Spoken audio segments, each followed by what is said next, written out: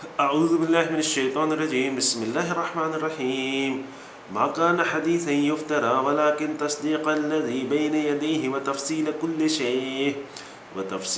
شيء وهدى ورحمة لقوم يؤمنون رب اشرح لي صدري ويسر لي أمري واحلل عقدة من لساني يفقهوا قولي الحمد لله الصلاة والسلام على رسول الله وعلى آله وأصحابه أجمعين أما بعد السلام عليكم ورحمة الله وبركاته। सूरह यूसुफ जी आख़िरी आयत उन जो जेको लास्ट वारो पार्ट आहे उहो मां तव्हांजे अॻियां पढ़ियो।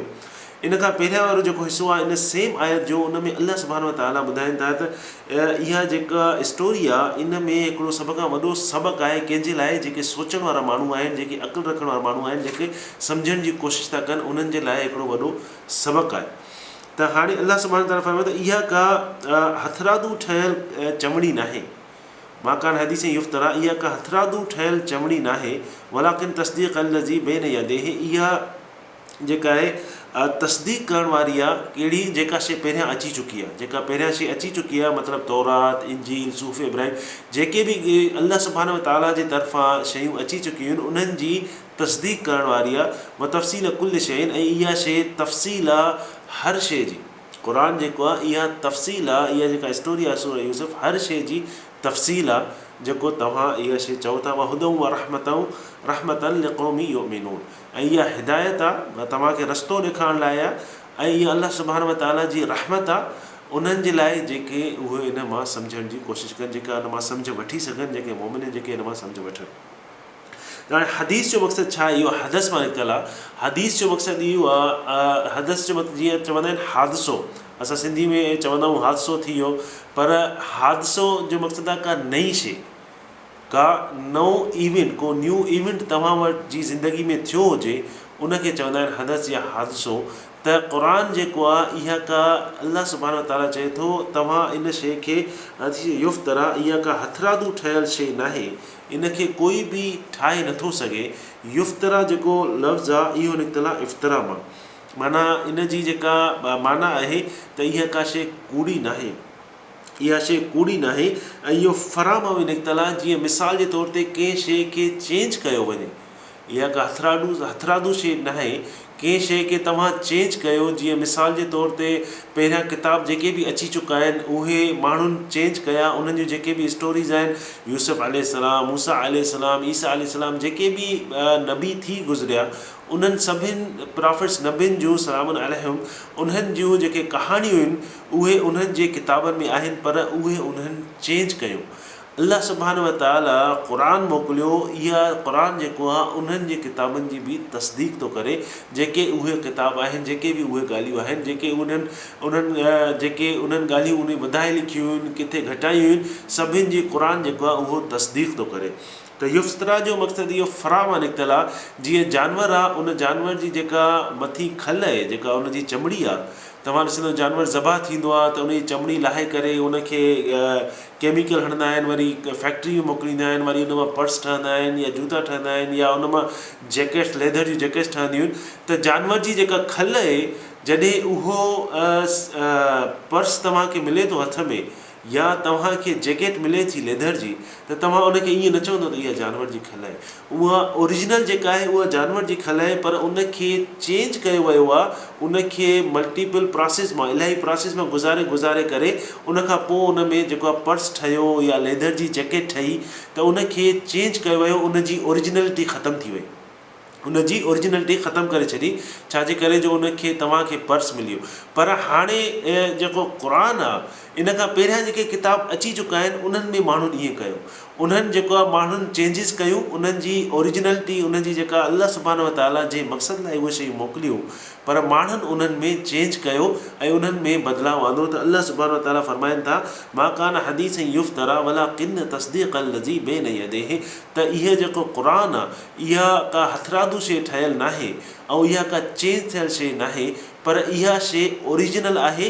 जेका शइ तव्हां चओ था, जेके स्टोरीज़ मूसा अलैहिस्सलाम, ईसा अलैहिस्सलाम, जेके नबी थी गुज़रिया आहिनि, उन्हनि नबियुनि जूं जेके तव्हां कहाणियूं ॿुधायो था उहे कहाणियूं तव्हां चेंज कयूं आहिनि, पर ओरिजिनल जेके आहिनि उहे इहे आहिनि जेके अलाह सुब्हानहू व तआला जा प्यारा बाना हुया, जेके बि नबी हुया, त जेके ईसाई या यहूद उन्हनि जेके शयूं चेंज कयूं, अलाह सुब्हानहू व तआला चए थो हीअ जेको क़ुरान आहे तव्हां जेके मुंहिंजे प्यारनि ॿारनि जूं जेके कहाणियूं उन्हनि जे बारे में जेके तमामु जेके बि नबी थी गुज़रिया आहिनि सलाम अलैहिम, त उन्हनि नबियुनि जे बारे में जेके उन्हनि किताबनि में चेंजिस कयूं, जेके उन्हनि बदिलाव कया आहिनि उन्हनि किताबनि में, उन्हनि अहिड़ियूं अहिड़ियूं ॻाल्हियूं लिखियूं जेके तव्हां सोचे बि नथा सघो त कंहिं नबी जे बारे में अहिड़े क़िस्म जूं ॻाल्हियूं कोई सोचे सघे थो।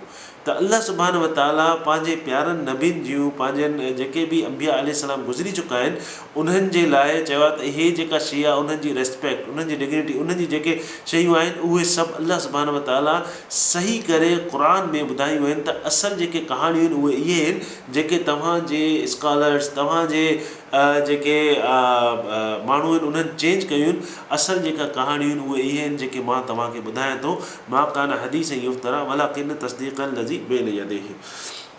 त हाणे इहा रसूल सल्लल्लाहु अलैहि वसल्लम जन इहे जॾहिं आयात पढ़नि पिया त उन वक़्तु मके में हुया। इहा सूरत मकी सूरत आहे।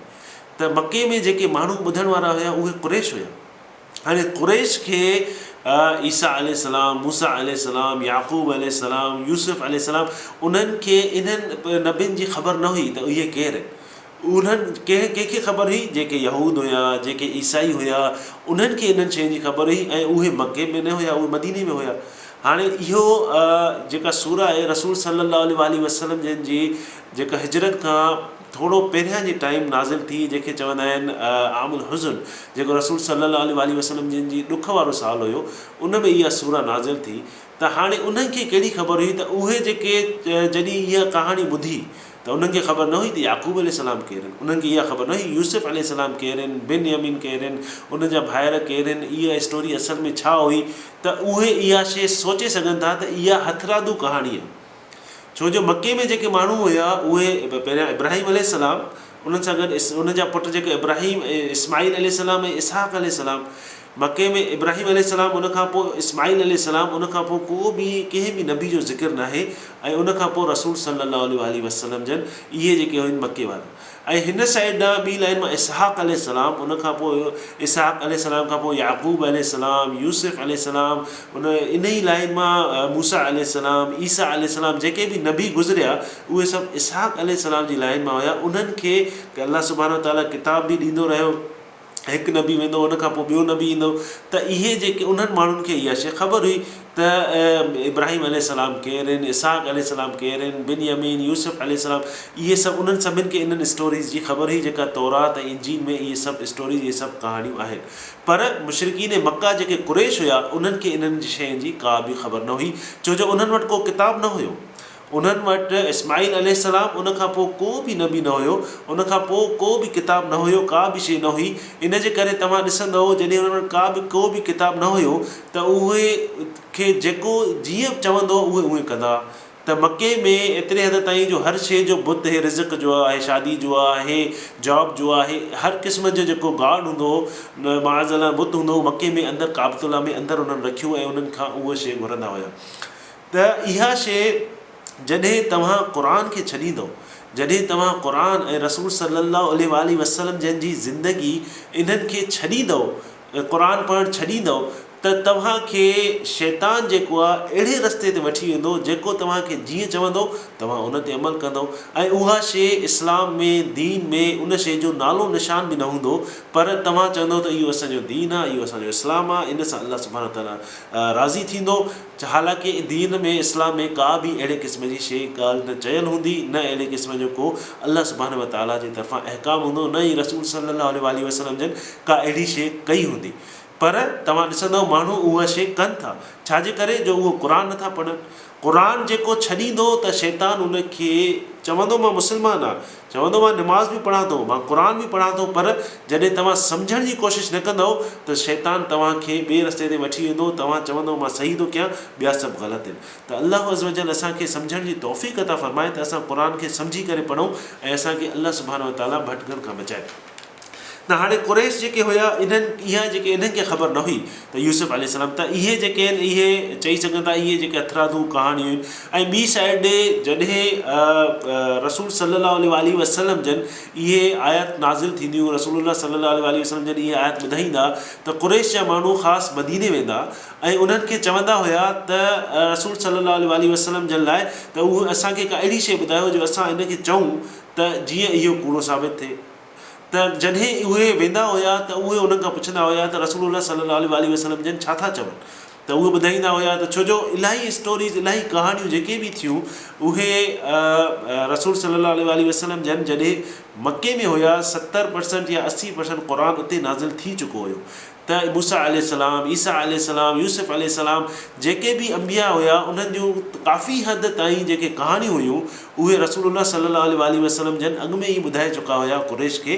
कुरैश जेके हुया उहे मदीने वारनि खे ॿुधाईंदा, मदीने वारा चवंदा त इहे जेके मूसा अलैहिस्सलाम जे बारे में था ॿुधाइनि, यूसुफ अलैहिस्सलाम जे उन्हनि खे इहा बि ख़बर आहे त ईसा अलैहिस्सलाम केरु हुयो, उन्हनि खे इहा बि ख़बर आहे त बीबी मरियम सलाम अलैहा केरु हुई। इहे सभु स्टोरीज़ जेके हुयूं इहे रसूल सल्लल्लाहु अलैहि वसल्लम जन ॿुधाईंदा कुरैश खे, ऐं कुरैश जेके आहिनि उहे मदीने ॿुधाईंदा हुया। उन्हनि खे इहा शइ ख़बर हुई ऐं उन्हनि खे इहा शइ बि ख़बर हुई त असां वटि जेका शइ आहे उहा ओरिजिनल किताबु आहे। असां वटि जेको तौरात आहे या इंजील आहे इहा इन में इहे स्टोरीज़ जेके आहिनि सही लिखियल आहिनि। रसूल सल्लल्लाहु अलैहि वसल्लम जन जेके आहिनि उहे हथरादू ठहियल इहे स्टोरी सही, इहे कहाणियूं जेके आहिनि उहे सही न आहिनि। त हिते अल्लाह सुब्हानो व तआला हिते ॿुधाए थो त इहे जेको ओरिजिनल जेका शइ आहे जेके ओरिजिन तव्हांजे किताबनि में, तव्हांजे बुक्स में, तव्हांजे माण्हुनि जेके चेंजिस आंदियूं आहिनि इन्हनि स्टोरीज़ में, इन्हनि कहाणियुनि में, हाणे जेके मां तव्हांखे ॿुधायां थो ओरिजिनल शइ एज़ इट इज़ ईअं ई इहे शयूं थियूं हुयूं, इन में को बि रद्द बदल न आहे। इहे जेके आहिनि इहे ईअं ई आहिनि, ईअं न आहिनि इफ़्तरा, इहे के बदिलियल शयूं न आहिनि, इहे ओरिजिनल आहिनि जेके मां तव्हांखे ॿुधायां थो। वलाकिन तस्दीक़ लज़ी बैन यदैहि व तफ़सील कुल्ल शैइन, ऐं इहा शइ तफ़सील आहे हर शइ जी। क़ुर जेको आहे इहे जेके स्टोरी आहे यूसुफ अलैहिस्सलाम जी इहा तफ़सील आहे, इहा एक्सप्लेनेशन आहे हर शइ जी। हाणे तव्हां चई सघो था इहा तफ़सील कीअं थी सघे हर शइ जी, क़ुर में न अलजबर आहे, न मैथमेटिक्स आहे, न जीतनि जे बारे में अहिड़ो कुझु स्टडी थियल आहे, इलाही शयूं अहिड़ियूं आहिनि जेके क़ुर में न आहिनि, पर तव्हां चओ था हिते लिखियलु आहे तफ़सील, माना इहा हर कुल शइ मतिलबु हर शइ जी तफ़सील आहे। इहो कीअं थो थी सघे? छो जो तव्हां ॾिसंदव त सूर यूसुफ में शुरू में जेके आयत आहिनि उन में अल्लाह सुब्हानो तआला फरमाइनि था फ़ी यूसुफ व इख़्वतिही आयातुल लिस्साइलीन। यूसुफ ऐं उन्हनि जे भाइरनि जे किसनि में, कहाणियुनि में जेके पुछण वारा आहिनि, जेके सुवाल था कनि, क्वेश्चन था कनि, उन्हनि जे लाइ निशानियूं आहिनि। आयत मतिलबु निशानी, उन्हनि जे लाइ निशानियूं आहिनि। त तव्हां जॾहिं ॾिसंदव तव्हांजे दिलि में, तव्हांजे ज़हन में जेके बि परेशानियूं आहिनि, इन कहाणी में छा आहे, इन यूसुफ अलैहिस्सलाम जी कहाणी में छा आहे, इन कहाणी में उहे शयूं आहिनि जेके तव्हांजी ज़िंदगी में परेशानियूं आहिनि, जेके तव्हांजी ज़िंदगी में मुश्किलात आहिनि, त उन्हनि जा सवालनि जा जवाब जेके आहिनि उहे इन कहाणी में आहिनि।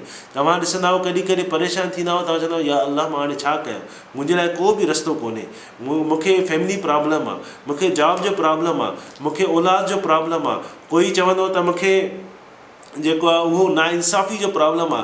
त हर जेको बि मैटर आहे जेको तव्हांजे दिलि ऐं ज़हन में सवाल अचे थो उन सवाल जो जवाबु अल्लाह सुब्हानो व तआला इन कहाणी में ॾिनो आहे। इहो तव्हांजी पर्सनल जेके स्टोरीज़ आहिनि, पर्सनल जेके प्रॉब्लम्स आहिनि, उन्हनि जे लाइ जेके तव्हांजे ज़हन में सवाल था अचनि, जेके तव्हांजे दिलि में सवाल था अचनि, उन शइ जो जवाबु जेको आहे इन स्टोरी में आहे। जीअं मिसाल जे तौर ते हिकिड़ो उस्तादु आहे, उहो पढ़ाए थो, क्लास में पढ़ाए थो, हिकिड़ो टॉपिक पढ़ाए थो, जॾहिं पढ़ाई कंप्लीट थो करे उनखां पोइ शागिर्द खां पुछे थो छा मां तव्हांखे सभु कुझु ॿुधाए छॾियो?